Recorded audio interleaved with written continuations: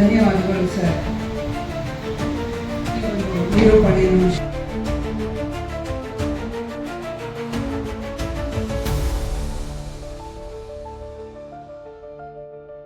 ನಿಮ್ಮೆಲ್ಲರ ಪರವಾಗಿ ಅಭಿನಂದನೆ ಸಲ್ಲಿಸ್ತೀನಿ. ಯಾಕೆ ಕೇಳಿ, ಇವತ್ತು ಅವರು ಹೆಚ್ಚು ಕನ್ನಡ ಪದಗಳನ್ನು ಬಳಸಿದ್ದಾರೆ. ಇವತ್ತಿನ ಕಾರ್ಯಕ್ರಮ 183ನೇ ಪತ್ರಿಕಾ ದಿನಾಚರಣೆ ಮತ್ತು ಪತ್ರಕರ್ತರ ಮುಂದಿನ ಸವಾಲುಗಳು ಹಾಗೆ ಎಲ್ಲವೂ ಇದೆ. ಹಾಗಾಗಿ ಯಾಕೆ ಇವತ್ತಿನ ಪರಿಸ್ಥಿತಿಯಲ್ಲಿ ಇಂತಹ ಕಾರ್ಯಕ್ರಮಗಳು ಮುಖ್ಯವಾಗುತ್ತೆ ಅಂದರೆ, ನನ್ನ ಪ್ರಕಾರ ನಮ್ಮಲ್ಲಿ ಒಂದು 3 ಪದಗಳಿವೆ ನಮ್ಮ ನಿಘಂಟಿನಲ್ಲಿ.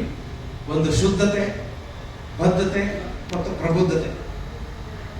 ಈ ಶುದ್ಧತೆ, ಬದ್ಧತೆ ಮತ್ತು ಪ್ರಬುದ್ಧತೆ ಈ ನಿಘಂಟಿನಲ್ಲಿರುವ ಪದಗಳು ನಿಘಂಟಿನಲ್ಲೇ ಇದ್ರೆ ಅವಕ್ಕೆ ಅರ್ಥ ಇಲ್ಲ.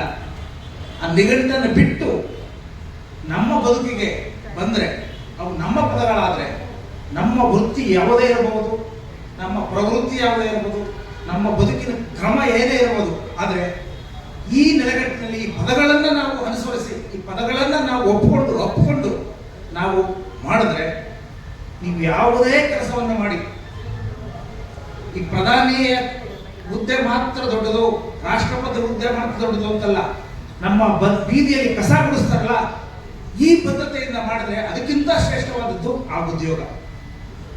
ಯಾಕೆ ನಾನು ಇಲ್ಲಿ ಈ ಪದಗಳನ್ನು ಬಳಸ್ತಾ ಇದ್ದೀನಿ ಅಂದರೆ, ಈ ಪದಗಳಿಗೆ ಎಲ್ಲ ಶುದ್ಧತೆ, ಬದ್ಧತೆ, ಪ್ರಬುದ್ಧತೆ ಬೇರೆ ಬೇರೆ ವೃತ್ತಿಗಳಿಗೆ ಇವರ ಅಗತ್ಯತೆ ಈ ಪ್ರಸ್ತುತ ಪರಿಸ್ಥಿತಿಯಲ್ಲಿ ಎಷ್ಟು ಬೇಕಾಗಿರೋ ಗೊತ್ತಿಲ್ಲ. ಆದರೆ ಇಂತಹ ಪತ್ರಕರ್ತರು ಅಂತ ಹೇಳಿಕೊಳ್ಳುವವರ ಬದುಕಿಗೆ, ಪತ್ರಕರ್ತರು ನಾವು ಅಥವಾ ಜವಾಬ್ದಾರಿ ನಿರ್ವಹಣೆ ಮಾಡಿರುವ ಆ ಮನಸ್ಥಿತಿಗಳಿಗೆ ಇವು ಬೇಕೇ ಬೇಕು. ಪಾಡಿಗೆ ಬಹಳಷ್ಟು ವೃತ್ತಿಗಳಿವೆ, ಸುಂದರವಾಗಿ ಬದುಕ್ತಾ ಇದ್ದಾರೆ. ಬೇರೆ ಜನ ಏನೂ ಇಲ್ಲದಿದ್ರು ಹಾಗೆ ಬದುಕಬಹುದು. ಇಲ್ಲಿ ಬಂದ ಮೇಲೆ ಇದಕ್ಕೆ ನಡ್ಕೋಬೇಕು. ಯಾಕಂದ್ರೆ ಇದನ್ನ ನಾವು ಪ್ರಜಾಪ್ರಭುತ್ವದ ಪ್ರಮುಖ ಅಂಗ ಅಂತ ಹೇಳ್ತೀವಿ ಅಲ್ವಾ. ನೋಡಿ, ಒಂದು ಕಾಲದಲ್ಲಿ ನಿಮಗೂ ಗೊತ್ತಿದೆ, ನಾವೆಲ್ಲರೂ ಒಂದು ಪತ್ರಿಕೆ ಓದುವ ಮುನ್ನ ಪತ್ರಿಕೆಯ ಸಂಪಾದಕೀಯವನ್ನು ಓದ್ತಿದ್ವಿ ಅಲ್ವಾ. ಸಂಪಾದಕಿಗೆ ಹಾತೊರೆಯುತ್ತಿದ್ವಿ. ಎಂತ ಅದನ್ನ ನೋಡಿ, ನಾವು ಸಾರ್ವಜನಿಕರಷ್ಟೇ ಇಲ್ಲ, ಅಧಿಕಾರದ ಚುಕ್ಕಾಣಿಯಲ್ಲಿರುವವರು ಕೂಡ ಆ ಸಂಪಾದಕೀಯನ್ನು ಓದ್ತೇನೆ ಅವ್ರ ಚೇರಲ್ಲಿ ಭದ್ರವಾಗಿ ಕೂಡ್ತಾ ಇರಲಿಲ್ಲ. ಯಾಕೆ? ಅವರಿಗೆ ಈ ಪದಗಳು ಇತ್ತು. ಅವರಲ್ಲಿ ಈ ಶುದ್ಧತೆ, ಬದ್ಧತೆ, ಪ್ರಬುದ್ಧತೆ ಅವರ ತಾಕತ್ತಾಗಿತ್ತು, ಅವರ ಉಸಿರಾಗಿತ್ತು, ಅವರ ವೃತ್ತಿಯ ಘನತೆಯಾಗಿತ್ತು. ಅದಕ್ಕೆ ಜನ ಹೆದರ್ತಿದ್ರು. ಸುಮ್ಮನೆ ಅವರು ಯಾವುದೋ ವ್ಯಕ್ತಿ, ಯಾವುದೋ ಪತ್ರಿಕಾ ಸಂಪಾದಕ ಅಂತ ಹೆದರ್ತಿರಲಿಲ್ಲ. ನೋಡಿ, ಇಷ್ಟೆಲ್ಲ ಇವತ್ತು ಇಲ್ವಾ, ಸಂಪೂರ್ಣವಾಗಿ ಇಲ್ಲವೇ ಇಲ್ವಾ ಅಂತ ಅನ್ಕೊಂಡ್ರೆ ಇಲ್ಲ ಅಂತ ಅನ್ನಕ್ಕಾಗಲ್ಲ, ಇದೆ. ಎಲ್ಲರಿಗೂ ಪತ್ರಿಕಾ ದಿನಾಚರಣೆಯ ಹಾರ್ದಿಕ ಶುಭಾಶಯಗಳು. ನಾವು ಜಸ್ಟ್ ಇತ್ತೀಚೆಗೆ ಜುಲೈ 1 ಒಂದು ದೊಡ್ಡ ಕಾರ್ಯಕ್ರಮ ಮಾಡಿದ್ವಿ ಗಾಂಧಿ ಭವನಲ್ಲಿ. ಪತ್ರಿಕಾ ದಿನಾಚರಣೆ ಜುಲೈ 1ಗೆ ಸೆಲೆಬ್ರೇಟ್ ಮಾಡಬೇಕು ಅಂತಾನೆ ಅಕಾಡೆಮಿಯಿಂದ ಒಂದು ಉದ್ದೇಶ ಇತ್ತು, ಒಂದು ವಿಷನ್ ಇತ್ತು. ಗರುಡಗಿರಿ ಆಚಾರ್ ಮತ್ತೆ ಪ್ರೀವಿಯಸ್ ಅಧ್ಯಕ್ಷರು ಇದನ್ನ ಸೆಟ್ ಮಾಡಿದ್ರು, ಜುಲೈ 1ಗೆ ಮಾಡಬೇಕು ಅಂತ. ಸೊ ನಾವು ಜುಲೈ 1ಗೆ ದೊಡ್ಡ ಸಂಭ್ರಮ. ನಾನೇ ಒಂದು I differ from the views is that ನಾವೆಲ್ಲರೂ ಸೇರಿ, ಎಲ್ಲ ಕರ್ನಾಟಕದಲ್ಲಿ ಎಲ್ಲ ಪತ್ರಕರ್ತರು ಸೇರಿ ಜುಲೈ 1 ನಾವು ಪತ್ರಿಕಾ ದಿನಾಚರಣೆ ಆಚರಿಸಬೇಕು.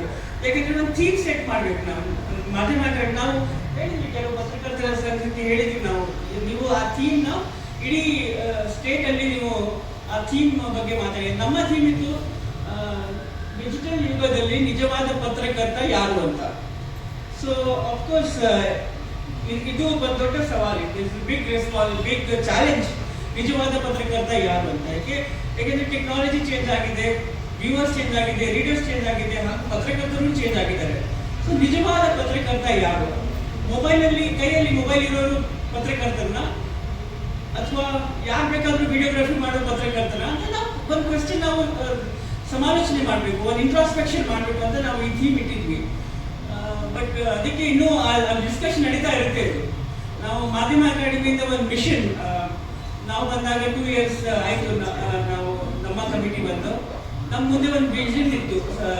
ಫಾರ್ಮರ್ ಚೀಫ್ ಮಿನಿಸ್ಟರ್ ಸಿದ್ದರಾಮಯ್ಯ ಅವರು ಒಂದು ವಿಷನ್ ಕೊಟ್ಟಿದ್ರು, ಫೇಕ್ ನ್ಯೂಸ್ ಬಗ್ಗೆ ನೀವೆಲ್ಲ ಇದು ಅವೇರ್ನೆಸ್ ಕ್ರಿಯೇಟ್ ಮಾಡಬೇಕು, ಸುಳ್ಳು ಸುದ್ದಿ ಬಗ್ಗೆ ಅವೇರ್ನೆಸ್ ಕ್ರಿಯೇಟ್ ಮಾಡಬೇಕು. ಸೊ ಹೋದ ವರ್ಷ ನಾವು ಇದೇ ಪತ್ರಿಕಾ ದಿನಾಚರಣೆ ದಿವಸ ಸುಳ್ಳು ಸುದ್ದಿ ವಿರುದ್ಧ ಸಮರ ಅಂತ ದೊಡ್ಡ ಒಂದು ವಿಷಯ ತಗೊಂಡಿದ್ವಿ ನಾವು. ಸೊ ಅದಕ್ಕೆ ನಾವು ಸಿದ್ದರಾಮಯ್ಯ ಸರ್ನ ಕರೆದಿದ್ವಿ. ಸೊ ಅವ್ರು ಸರ್ ಆ ಟಾಪಿಕ್ ನೋಡಿ ಹೇಳ್ತಾ ಇದ್ರು, ಸುಳ್ಳು ಸುದ್ದಿ ವಿರುದ್ಧ ಸಮರ ಅಂತ. ಅಂದ್ರೆ ನೀವು ಪತ್ರಕರ್ತರು ಹೋಗ್ತೀರಾ ಸುಳ್ಳು ಸುದ್ದಿ ಇದೆ ಅಂತ? ಹೌದು, ಡೆಫಿನೆಟ್ಲಿ ಹೋಗ್ತೀವಿ ನಾವು. We have to accept it. ಸುಳ್ಳು ಸುದ್ದಿ ಇದೆ, we cannot not acknowledge it. ನಾವು ಎಕ್ನಾಲೇಜ್ ಮಾಡಲೇಬೇಕಾಗಿದೆ. ನಮ್ಮ ಪತ್ರಿಕೋದ್ಯಮ ಮತ್ತೆ ನಮ್ಮ ವೃತ್ತಿಯನ್ನ ನಾವು ಕ್ಲೀನ್ ಅಪ್ ಮಾಡಬೇಕು ಅಂದ್ರೆ, ನಮ್ಮ ಕ್ರೈಸಿಸ್ ನಮ್ಮ ಮುಂದೆ ಇದೆ ನೋಡ್ಬೇಕಂದ್ರೆ ನಮ್ಮ ಮುಂದೆ ಈ ತರ ಟಾಪಿಕ್ಸ್ ನಾವು ಡಿಸ್ಕಸ್ ಮಾಡಲೇಬೇಕಾಗುತ್ತೆ.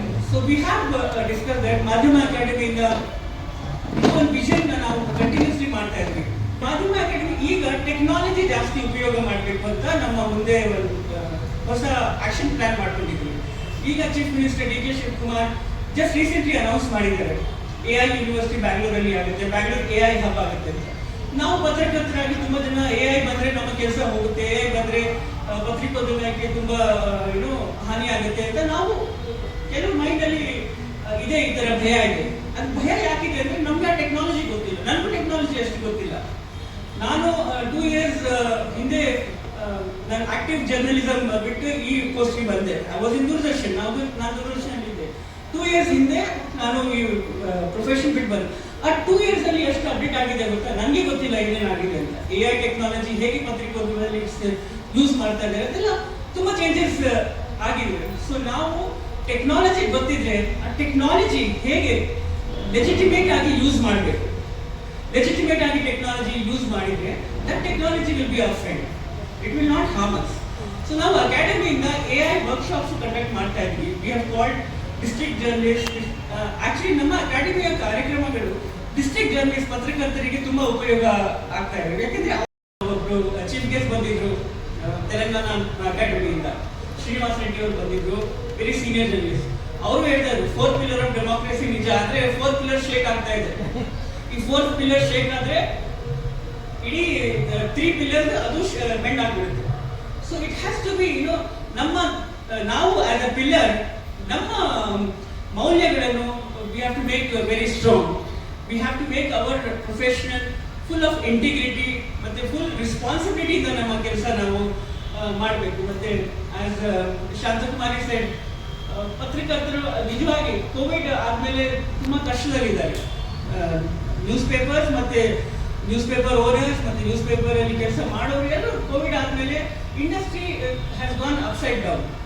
ಸೊ ಅದನ್ನ ನಾವು ಅಡ್ರೆಸ್ ಮಾಡಬೇಕು. ಸಂಘಟನೆಗಳು ಯಾಕಿವೆ ಈ ವಿಷಯಗಳನ್ನ ಅಡ್ರೆಸ್ ಮಾಡಕ್ಕಿವೆ. ಅದು ಫ್ರೆಂಡ್ಸ್ ತುಂಬಾ ಜನ ಸ್ಪೀಕರ್ಸ್ ಇದ್ದಾರೆ. We have senior doctor Manas also. ನಾನು I will just finish my speech. But ನಿಜವಾದ ಪತ್ರಕರ್ತರು ಯಾರಂತ ನಾವು ಪ್ರಶ್ನೆ ಮಾಡಿದ್ವಲ್ಲ, ಅಲ್ಲಿ ಒಂದು ಉತ್ತರ ನಮ್ಗೆ ಸಿಕ್ತು. ನಿಜವಾದ ಪತ್ರಕರ್ತ ಯಾರು ಅಂದ್ರೆ ಬರೀ ಮೊಬೈಲ್ ಇಟ್ಕೊಂಡು ಫೋಟೋ ತೆಗೆಯೋರು ಅಲ್ಲ. ನಿಜವಾದ ಪತ್ರಕರ್ತ ಇಸ್ ಒನ್ ಸತ್ಯವನ್ನು ಯಾರು ಎತ್ತಿ ಹಿಡಿತಾರಲ್ಲ, who upheld that is the real